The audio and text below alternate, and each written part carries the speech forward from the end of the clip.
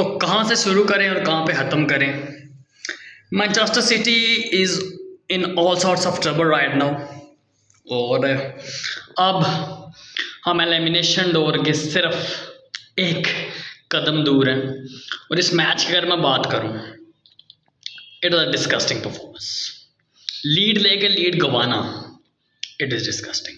Last season में उससे पहले अगर मैं बात करूँ तो मैनचेस्टर सिटी कमबैक मारा करती थी, गोल खा लेना स्टार्ट में और फिर उसको कवर अप कर लेना या गोल ज़्यादा मार लेना। ये एक मैनचेस्टर सिटी थी वो use to see we see for lot of years. लेकिन अब मैनचेस्टर सिटी थोड़ी स्विंग हो चुकी है। 4-2 की हमारे पास लीड है, 4-2 का हमारा यह स्कोर लाइन है। फर्स्ट हाफ दोनों टीमों ने अच्छा खेला, 36 की पोजीशन हमने भी रखी, एक अच्छे अटैक्स हमने भी मारे और मैच सॉलिड नज़र आ रहा था। हमारे लिए चीज़ें अच्छी नज़र आ रही थी और it was a comfort performance. क्योंकि पीएसजी सो कर लो कैलिबर की टीम तो है ही, थोड़ा बड़ी टीम्स में आती है, जीती कुछ नहीं है, यूसीएल टाइप ऐसा कुछ नहीं जीती, लेकिन फिर भी it considers a good team, कोई छोटी टीम नहीं है। इप्सविच टाइम थोड़ी है पीएसजी। लेकिन अगर मैं इस मैच की बात करूँ तो फर्स्ट हाफ तो it was good. Second half जैसे स्टार्ट हुआ तो मैनचेस्टर सिटी बिल्डअप बना रही थी एंड इट्स लुकिंग कि मैनचेस्टर सिटी काउंटर मारेगी, गोल मारेगी। वैसे ही हुआ, काउंटर के ऊपर वहाँ पे गोल लग गया और ग्रेलिश ने एक अच्छा वहाँ पे गोल करके मैनचेस्टर सिटी को लीड दे दी। अर्लिंग हालैंड ने डबल कर दी लीड। लेकिन वो पोजीशन चीज़ जो मुझे नज़र आ रही थी कि मैनचेस्टर सिटी यहाँ से कुछ ना कुछ गंदी परफॉर्मेंस गंदा तो करेगी, वो गंदपन नज़र आ रहा था और वो गंदपन अगले 5-10 मिनट के अंदर नज़र भी आ गया। मैनचेस्टर सिटी 2-0 अप थी और वहाँ से ही मैनचेस्टर सिटी ने अपनी वो लीड 2-2 करवा दी, यानी कि लीड को हमने ब्लोन अप कर दिया और यही अभी शुरुआत थी। मैनचेस्टर सिटी ने थोड़े से टाइम के अंदर इस लीड को डिम्बेले ने वहाँ पे गोल मारा। डिम्बेले के गोल के बाद जैसे डिम्बेले को गोल हो, मैंने कहा मैच ड्रॉ है, हम पॉइंट्स 3 नहीं ले रहे, मैच खत्म है हमारे लिए। सेकंड गोल जब आ गया तो मुझे लग गया कभी हार जाएंगे और वही हुआ। मैनचेस्टर सिटी ने 3-4 गोल्स खा लिए और मैनचेस्टर सिटी गेम टर्न कर दिया। मुझे नहीं समझ आ रही कि पेप गार्डियोला क्या फुटबॉल खिलाना चाह रहे थे। अगर तुम्हारी टीम परफॉर्म नहीं कर रही, टीम डाउन जा रही है, तो आप थोड़ा सा कुछ करो। तो सही डी ब्रुयने को निकालेगा, स्टोन्स को भी निकालेगा, वाई?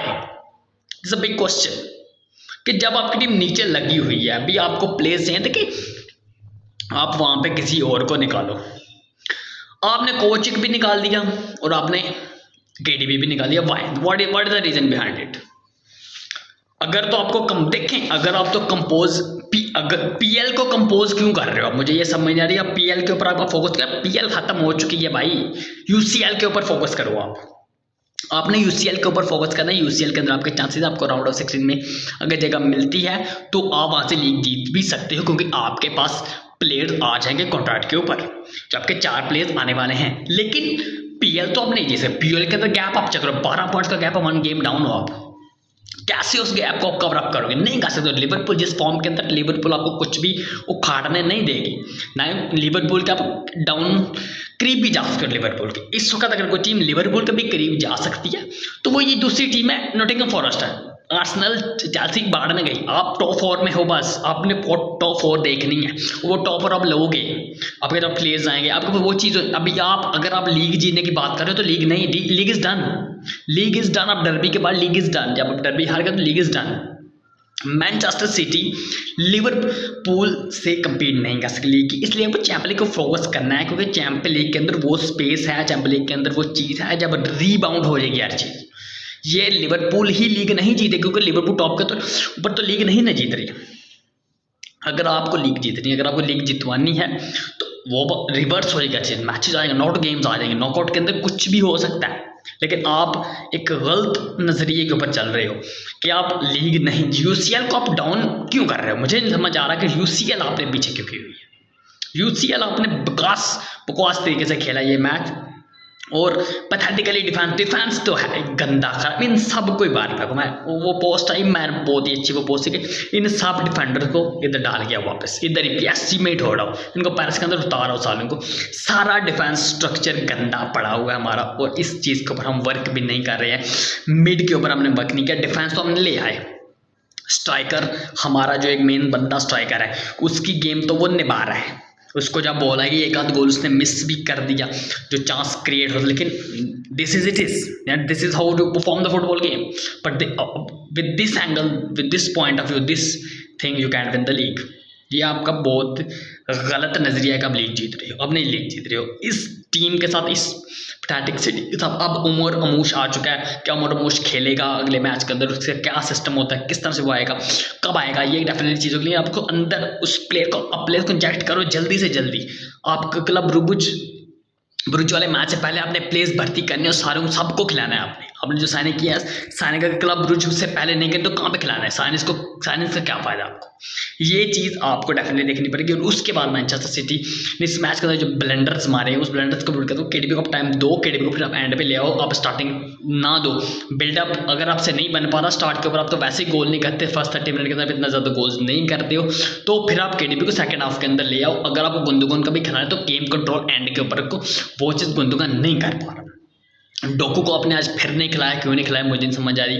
आपकी क्या रणनीति है इस चीज़ के ऊपर, आप डोकू को क्यों नहीं खिला रहे हो, डोकू के ऊपर आपको भरोसा क्यों नहीं है, ये चीज़ तो मेरे भी दिमाग से पर है कि क्यों नहीं है डोकू के ऊपर भरोसा। इस वक्त आप 25th के ऊपर बैठे हो, आप एग्जिट पॉइंट के ऊपर हो इस वक्त। क्लब ब्रुज के साथ आपका मैच है, 19 गेम से 1 बीटन है, नंबर 8 या 7 के ऊपर कहीं पर वो बैठे हुए हैं लीग के अंदर, ठीक हो गया।